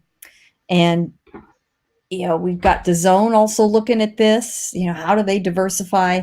DAZN, I believe, carries baseball in Japan. So DAZN has a very robust market there. DAZN is far from, DAZN's major business and major revenue does not come from the United States. It comes from their streaming abroad. So there's a lot to this. To me, the more intriguing question is not what happens over there and how it gets set up, and that's all fine. It's the fact that once again, for a second year in a row, the Cinco de Mayo weekend blockbuster fight in Las Vegas, no habla. Vegas is now once again potentially left hanging without a fight. That's a big deal. That's a 3-day weekend for a lot of people. That's hotels. That's other auxiliary events. There's usually a showbox or Golden Boy Fight Night type of card a few nights prior, or Floyd throws a little club card in the area. I mean, everybody gets in on the fun, and now they're going to be left scrambling as to what to do. Unlike last time, they've got a little more lead. So in theory, somebody can step in and stage a fight. But that to me is almost the more intriguing part of the puzzle. So who's going to fill in on the traditional Cinco de Mayo weekend here? And are they going to want to compete with that in Japan? A lot of interesting questions to be answered to this one. Absolutely. I didn't think about it. I didn't think about it from that angle, but very astute of you, Gail, to point that out. Let's move on to preview some fights here, and I may go from undercard to main event talking about these series of fights. I'm talking about the DAZN card that's happening. Well, I say weekend. I should say the rest of this week, because there's a DAZN card on the 30th of January in Miami. Interesting, you're having world title card not on the weekend, but more towards the middle, going to the end of the week. Demetrius, Andrade, and Luke Keeler is the main event. Andrade defending his WBO title at 160 pounds. But I'm going to go another direction here. I'm going to talk about some fights on the undercard of that. I'm going to you, Jacob. Tevin Farmer, who has an IBF belt at 130 pounds. He and his opponent, Jojo Diaz, has been doing a lot of smack talk, really, for the past couple of years. Farmer keeps beef on Twitter for some reason. He needs to stop that. Calm down.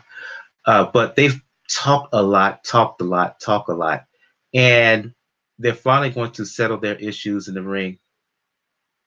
Oh, I'm sorry. I'm being distracted here. We talked about Kobe earlier. Well, as we're recording this, they're showing Kobe Bryant's final game on ESPN. I'm just reminiscing about Kobe and the wheeling and dealing here. But back to the boxing. Your thoughts on this bout? Will the fight itself live up to all this e-thugging that we've seen on Twitter? Diaz has fought for a world title before. He lost a close competitive decision to Gary Russell. I personally feel that Diaz is the kind of guy who will stay competitive with the elite, but there's something missing that will prevent him from becoming an elite fighter. Your reaction?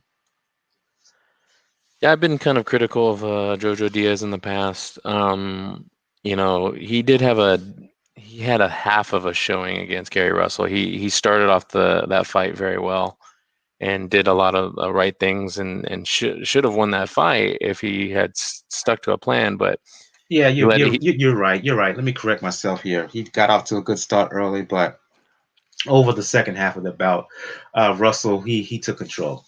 yeah, and as much, you know, and Farmer, you know, he's a good fighter, and he's, you know, he's been kind of making his way, you know, up the ranks, and I know he's trying to get the bigger fight, but I know him and Diaz were jawing back and forth, and so you know, I think that obviously fueled making this fight, you know, getting them to sign, and I think he'll edge out a decision. I think it'll be competitive early on, but like you said before, I think Diaz he doesn't have power. I don't see a lot of power when he fights, and he can be inactive sometimes in some rounds where I don't know if he's taking the round off or he's tired or whatever, but he can go you know, around here and there where he's inactive.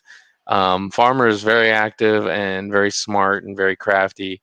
I think it's going to be a close fight. I don't know, it'll be like super exciting because there's not a lot of power there on both sides, but I think it'll be probably a close unanimous decision for Farmer.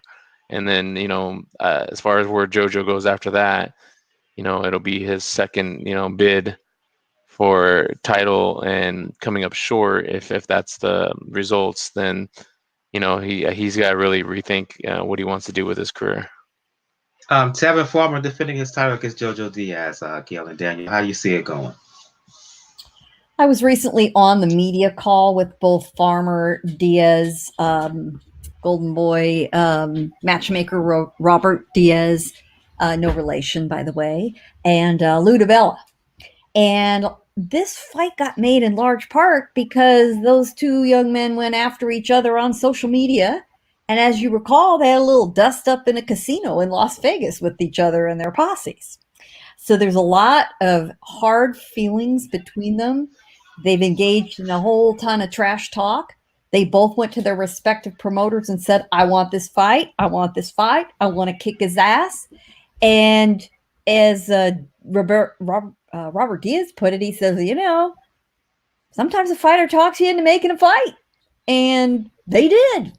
So I think that gives it a little extra spice on the top. Well, shoot, John O'Carroll, he talked his way into a fight with Tevin Farmer via Twitter. Diaz, he probably followed the script. So absolutely, you know, Diaz is a dummy. That was a smart thing for him to do. It is a challenge. Farmer is probably going to do what he does best. He's a brilliant technician. He does not put himself in danger if he doesn't need to. Having said that, Diaz will come after him. He is a classic come forward fighter, but as said a little earlier, he has not got a whole lot of power.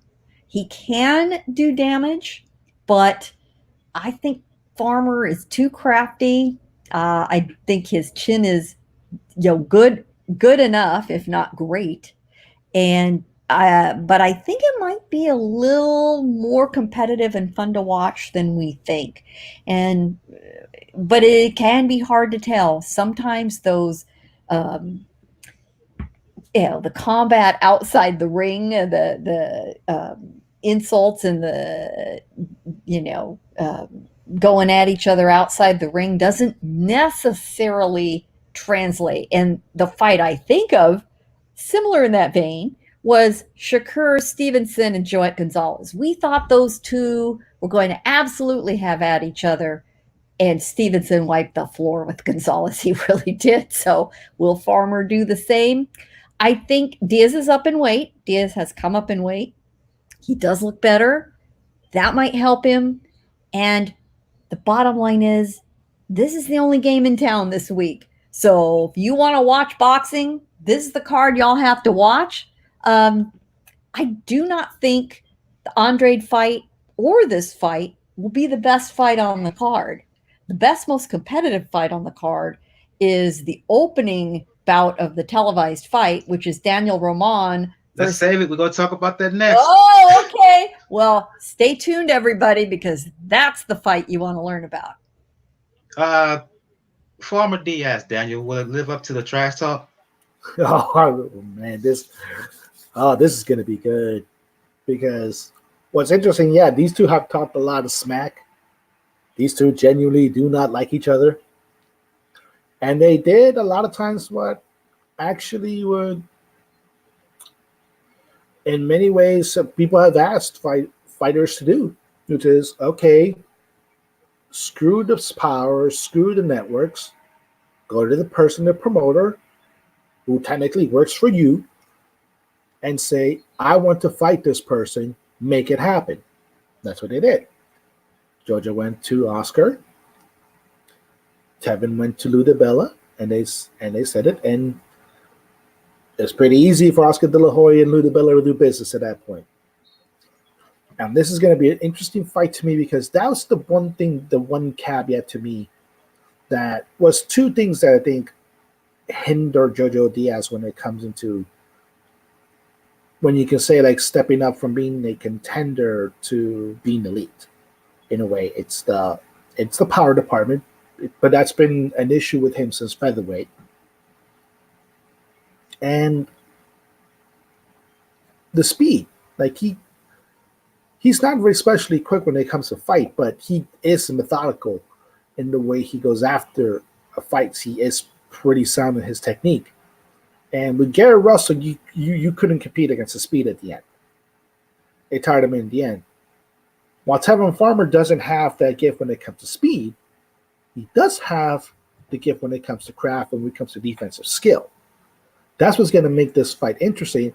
And also the fact that Farmer is from Philly. Philly fighters will forget once in a while that they have skill in their meat, and they're going to go out for war. So that's going to be an interesting fight to me. I give the edge to Farmer, because I do think he probably is a little bit better defensive skill than JoJo. But it's going to be a much good showing, and it'll keep JoJo out as a contender throughout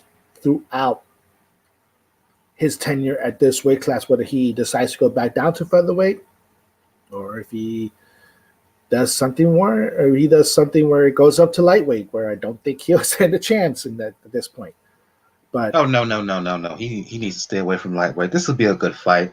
I think it will go the distance, but I think in the end, Farmer will just too much in terms of not necessarily not just hand speed. I think he's a little bit quicker fighter, but the footwork, and to your point, Daniel, the defense. I think you put all that together, and Diaz tends to fight at one speed, while Farmer has the ability to switch it up. He can move backwards or move forward. I think his best strategy is to use his footwork on this one to create angles. But I think he will get the decision. Since you almost spoiled it, Gail, I'm going to you to talk about this next fight. Daniel Roman has been out of the ring for a minute due to injured shoulder. Fighting his mandatory, a Ukrainian by the name of Akhmadaliev. Highly intriguing bout, but it has the potential to be the fight of the night. Akhmadaliev, like Loma and other fighters from the former Eastern Bloc, being moved along very quickly. He only has 7 fights, but a vast amateur pedigree. And if you've seen him fight, he's good. He's skilled. Southpaw. He can fight moving backwards, but he likes to fight coming forward. Power in both hands. And Roman, who's BA and IBF champion at 122 pounds, he can be hit. TJ Dohany's shown that he can be hit and he can be buzzed. And so, in spite of Akhmadaliev's relative inexperience as a professional, I think personally he's going to give Roman a heck of a fight. Roman is the favorite, but would it be a real surprise if Akhmadaliev scores the quote unquote upset? It will not. It absolutely will not. This is the fight of the card. We all know what Daniel Roman can do. Daniel Roman is never in a bad fight.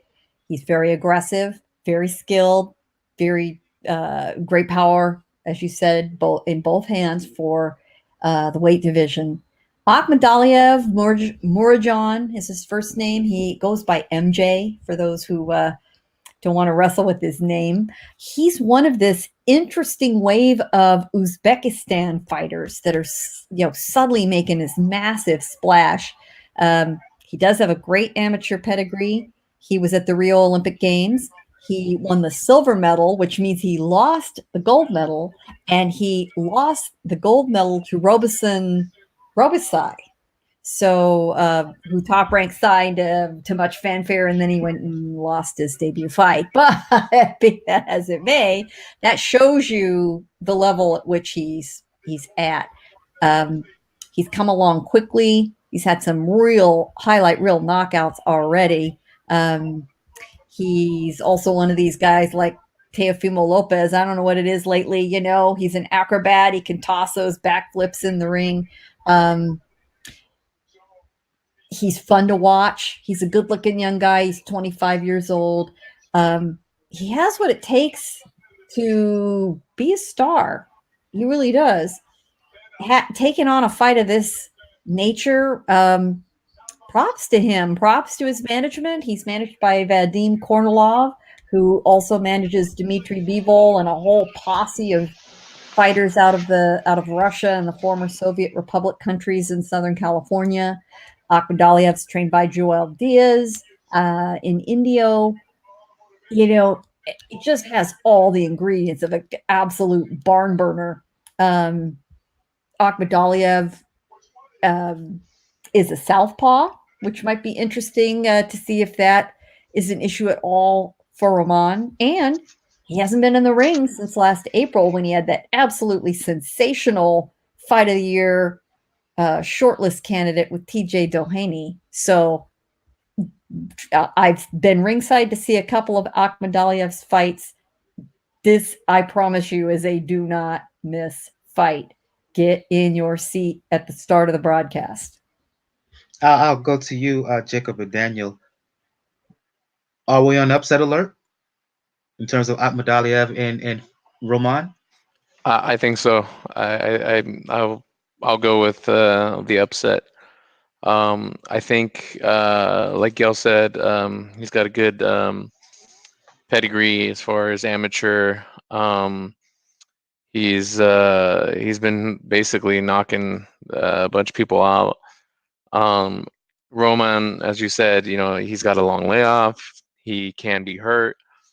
I think maybe if Akhmadaliev wins, I guess maybe the real kind of tragedy is that we won't get to see the fight that I wanted to see, which is Roman versus Vargas for unification that had been talked about for a long time.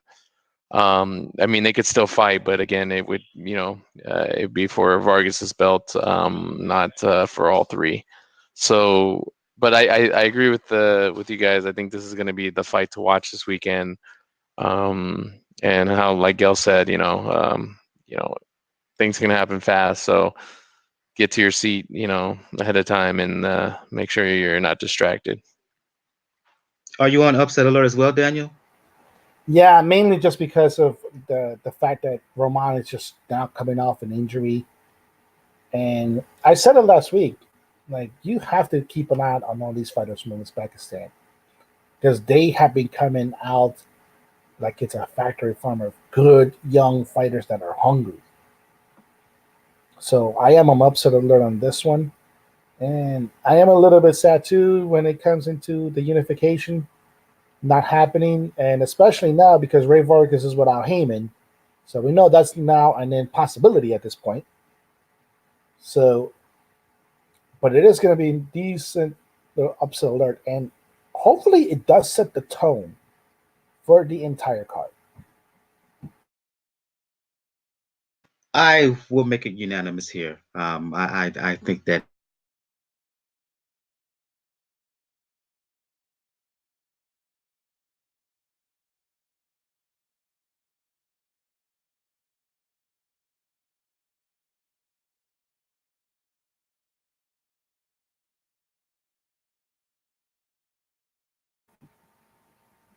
Did Mike's mic get cut off?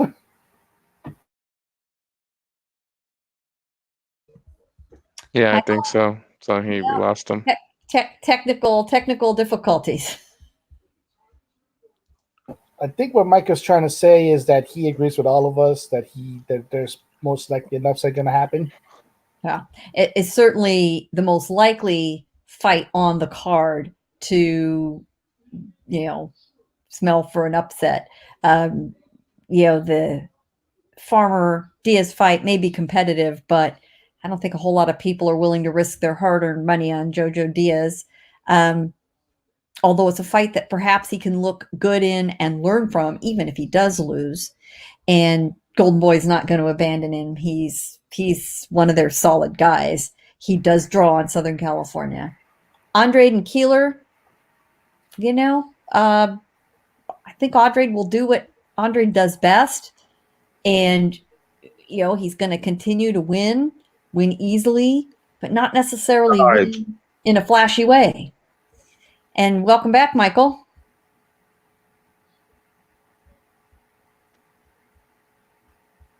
Yeah, I'm sorry. I had some technical issues on my end. My apologies. What I was saying was before I got cut off was that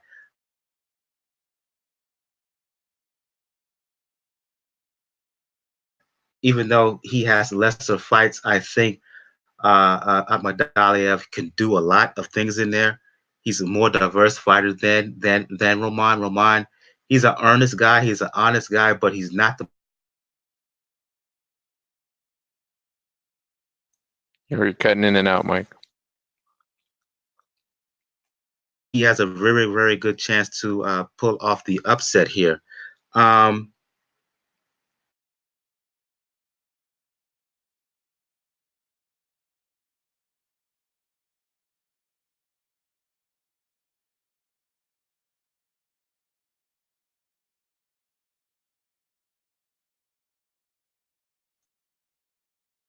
Hello?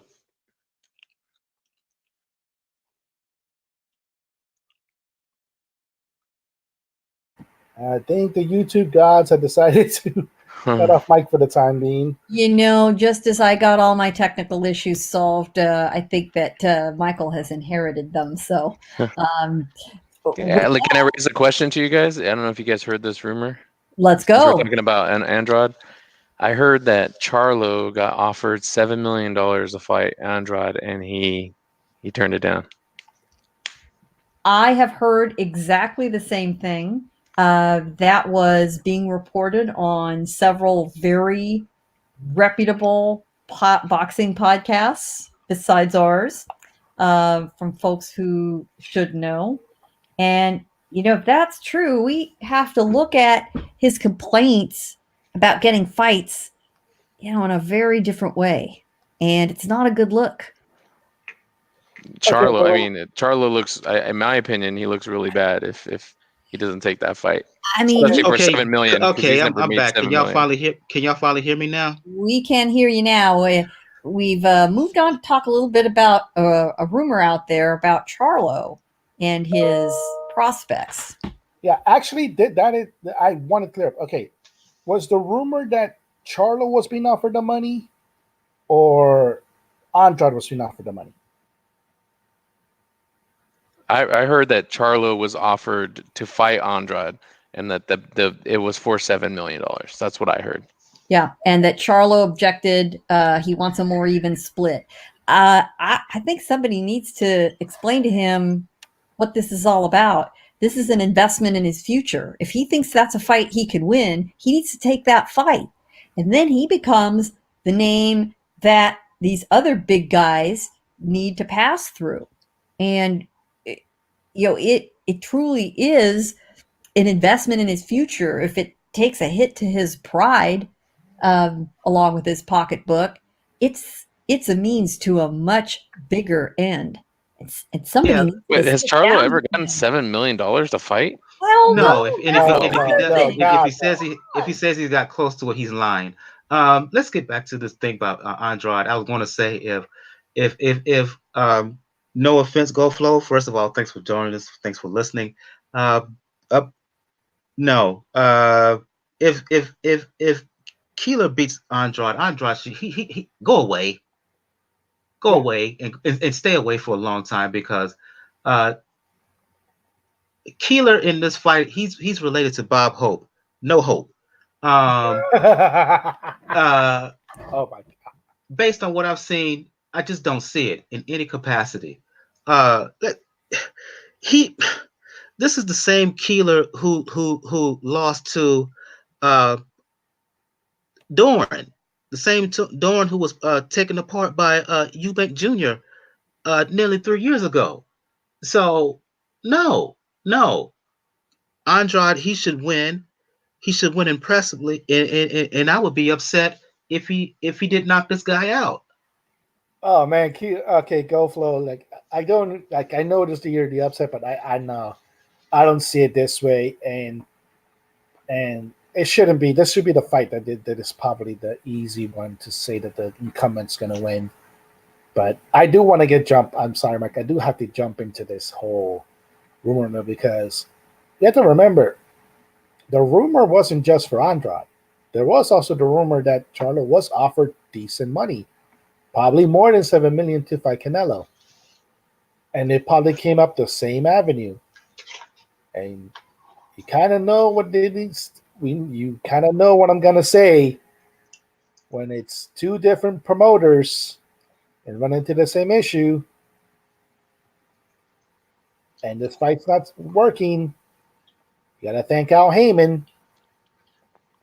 No, but I mean, but like was been said on this podcast earlier, if the fighter, I put them on the fighter though, because if the fighter wants a fight, they can make the fight. They could tell their Right. handlers to make the fight, and that's happening more and more. So for me, it's more of a statement about Charlo on him not wanting to risk losing or not really.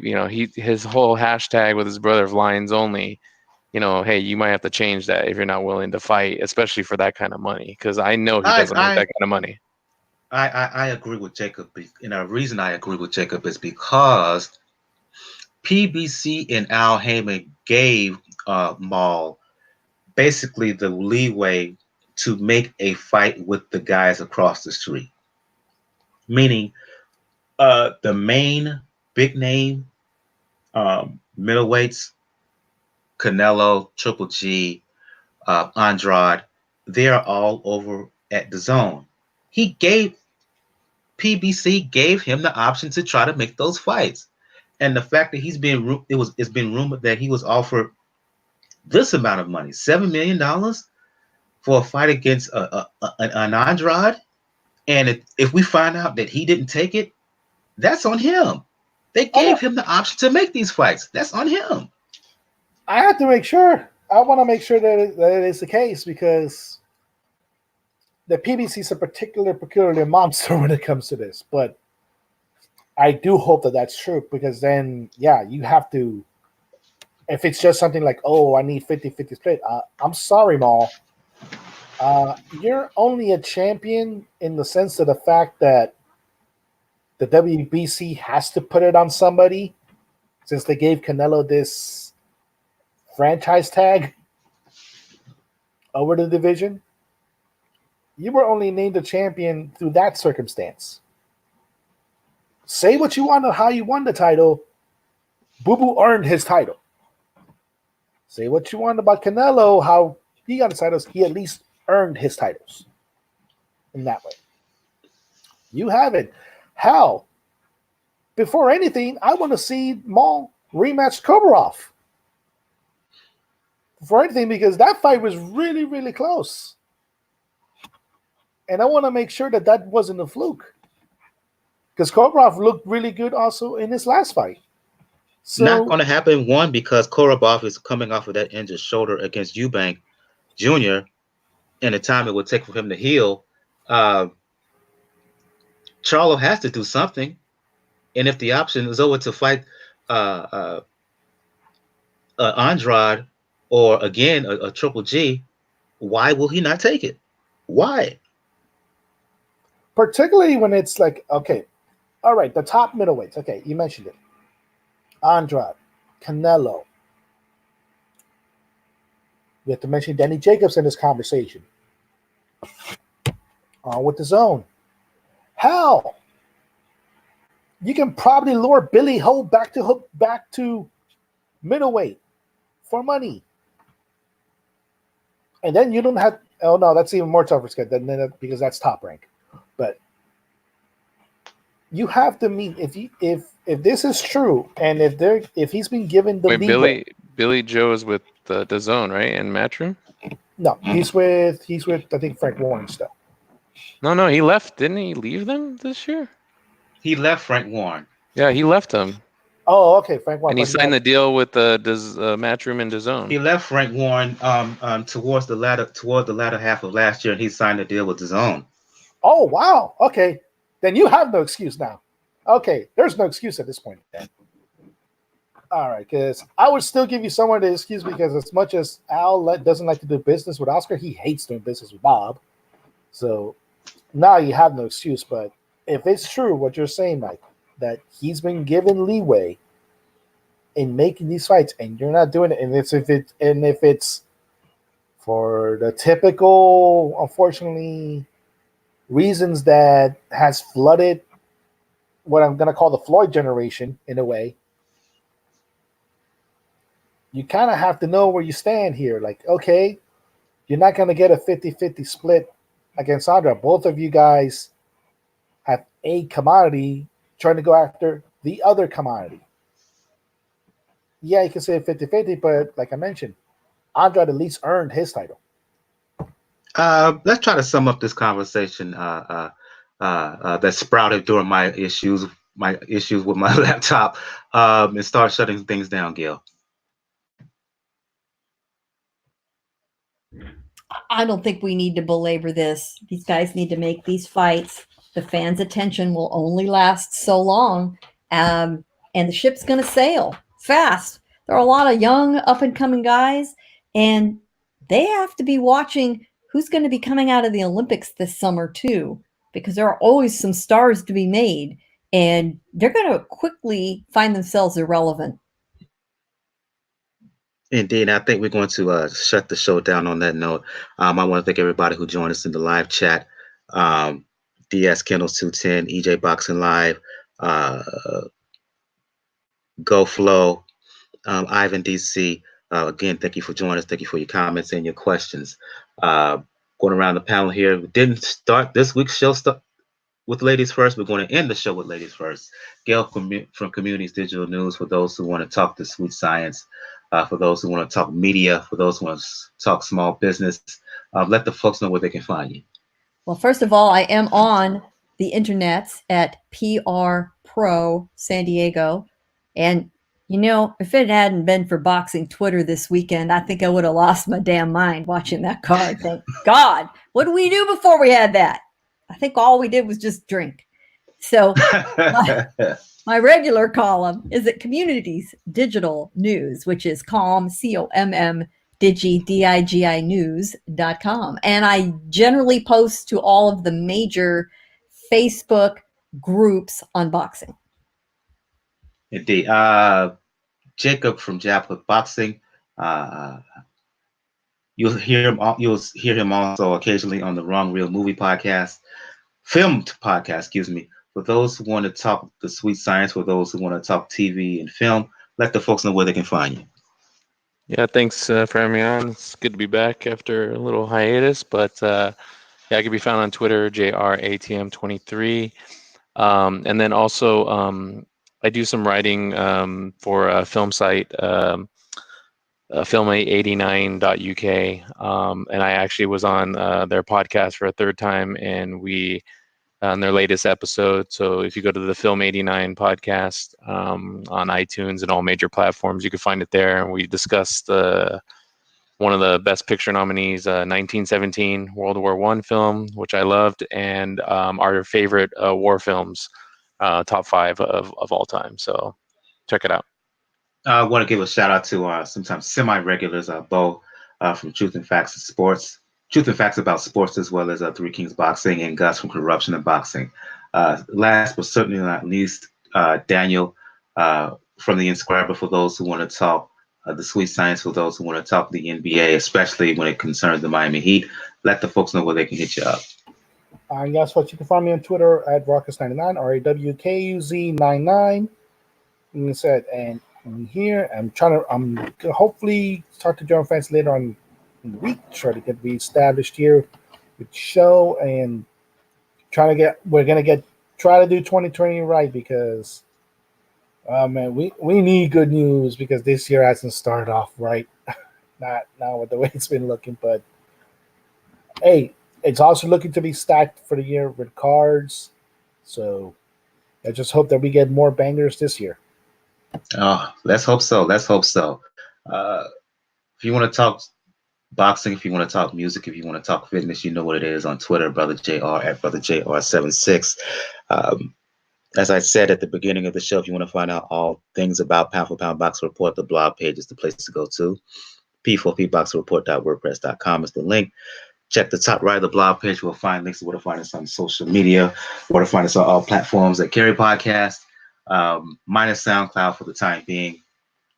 Where to find the links to where you can donate, got a Cash Me and PayPal donation link there. And last but certainly not least, where to find the links to my online fitness page.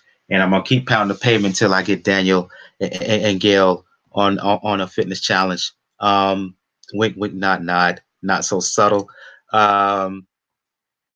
Yeah, so that's where you can find all things Pound for Pound Boxing Report. On the next episode, we will do a recap of the triple header that's happening on January 30th in Miami. Andrade and Keeler, Tevin Farmer, Jojo Diaz, Daniel Rahman versus Murodjon Akhmadaliev, excuse me. We'll recap those fights, and we will do a preview of really good card that's happening on February. I want to say February the 8th, as Gary Russell Jr. Makes his return to the ring, fighting a mandatory by the name of Nyambar. Be on the lookout for that fight. Nyambar, many people haven't seen him fight, but I have. I think he's really good. I think he's going to give Russell a really good fight. On the undercard of that, Guillermo Rigondeaux returning to the ring. He's dropping down to fight for a belt at 118 pounds. That's happening on the 8th. Also on the same day of the 8th, Kell Brook, he makes his return to the ring, fighting a guy by the name of DeLuca. Kid Galahad is fighting on that undercard. Eva Wallstrom will defend her junior lightweight title. So we will talk about all of her women's junior lightweight title. Let me say that, women's junior lightweight title. So we will do a preview of all of those fights. So for Gail from Communities Digital News, from Jacob from Jab Hook Boxing, from Daniel from the Inscriber, I am your host, Michael. This has been episode 279. Episode 279 of the Pound for Pound Boxing Report. Once again, thank everybody who joined us on the live YouTube chat. Episode 279 of the Pound for Pound Boxing Report. And to reiterate, thoughts and prayers to those who lost their lives in that horrific, tragic helicopter crash yesterday. So yeah, episode 279 is in the books.